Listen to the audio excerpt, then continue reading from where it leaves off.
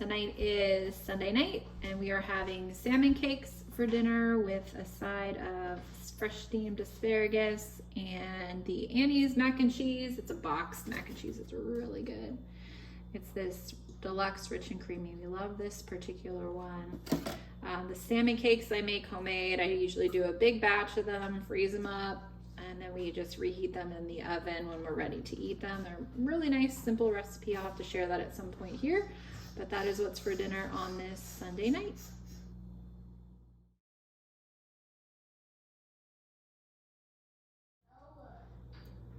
Today is Monday night. We are having marinated pork chops and roasted potatoes and just a mixed bag of steamed vegetables. The pork chop is a local pork chop, and we dress the potatoes with garlic powder, onion powder, salt, pepper, and some paprika and olive oil. Cook them on the same pan as I do the pork chops. And the veggies are just a Walmart mixed bag of vegetables. Super simple and very delicious. And that's what we're having for dinner tonight.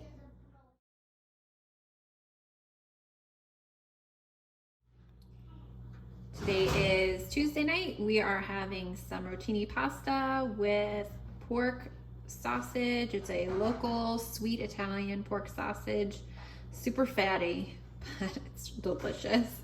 And then a side of steamed broccoli. I usually just throw the sausage and the sauce in the crock pot and let it cook all day. I end up skimming it a couple times to get all the fat out. Well, most of the fat out. It's absolutely delicious though, worth the calories. So this is what we're having for dinner this Tuesday evening.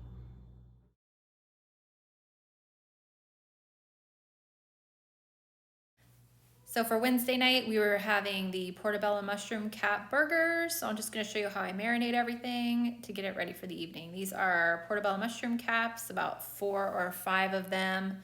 And then we just take them out of the container and we will throw them into that large Ziploc bag there. And this recipe is from cookinglight.com. We really enjoy it. We modify it a little bit, but I will put the link in the description box for this particular recipe if you're interested in trying it out. It's really good.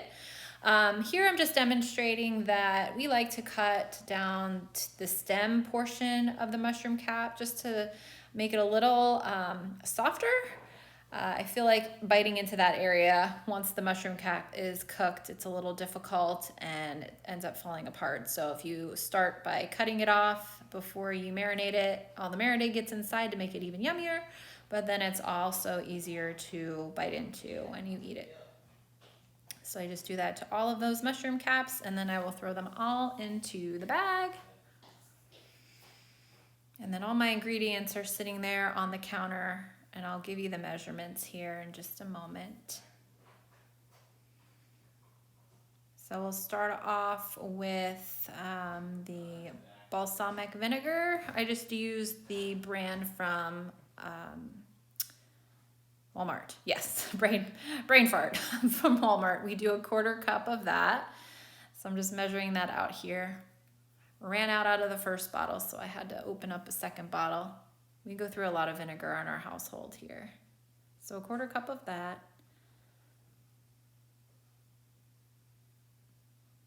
And then you just dump that into the bag. And then we'll do the same thing with the low sodium soy sauce. I really like the Kikkoman brand. I've tried other store brands, but haven't really been impressed by their flavor. So I always come back to the Kikkoman low sodium soy sauce. So it's just a 1/4 cup, just like you did the balsamic vinegar. And I start these super duper early in the morning, and just dump that in. I start these at like 8 or 9 in the morning, and I let them sit out on the counter all day long. And then you want to add 2 tablespoons of extra virgin olive oil. I just eyeball it, doesn't have to be exact. And these are so good, I swear. They taste like marinated mushrooms that you maybe would get on top of a burger if you go out to a restaurant, but we just eat them just like mushroom caps. And then you want to add about 3 heaping spoonfuls of the minced garlic. Oop, I lost my lid. You can do fresh garlic obviously as well. This was just easier for me, so I'm just going to do 3 heaping tablespoons of the minced garlic.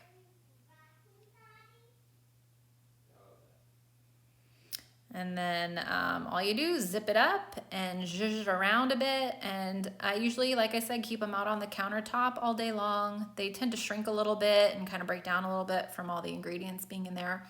But just zhuzh them around a few different times during the day and set them out and cook them up when you're ready. They taste so delicious. I'll show you what I do to cook them up here in just a moment. I usually use an indoor grill. So this is the grill that I was talking about. I use a Calphalon panini grill. It's pretty old, but works well. We just grill these for about 8 or 10 minutes. I usually flip them about halfway through. So I'd say it's maybe about 10 minutes or so until they're nice and soft. And the Calphalon grill has seen better days, so ignore all the marks on it. And then I also was sauteing up some sliced onion and sliced red bell pepper. And we use this and top that on top of the burgers. It's absolutely delicious. Highly recommend it.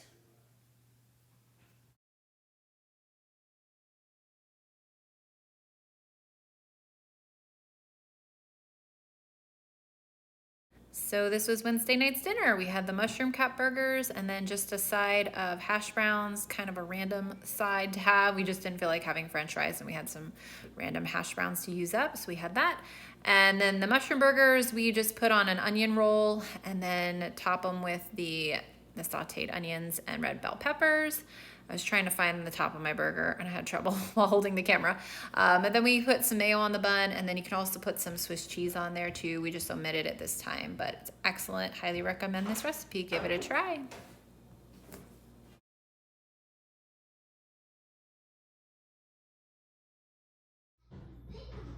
Today is Thursday night. We are having a new dish to us. It's a spinach artichoke stuffed chicken, more like a layered chicken, with a side of sweet potato.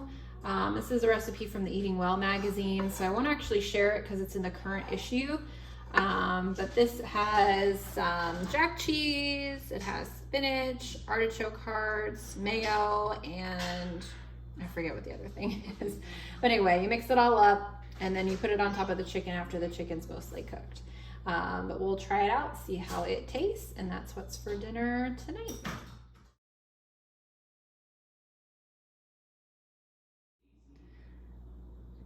Today is Friday night. Tonight we're just having a couple pizzas. We have a cheese with some green peppers and fresh onions on top, and a supreme pizza.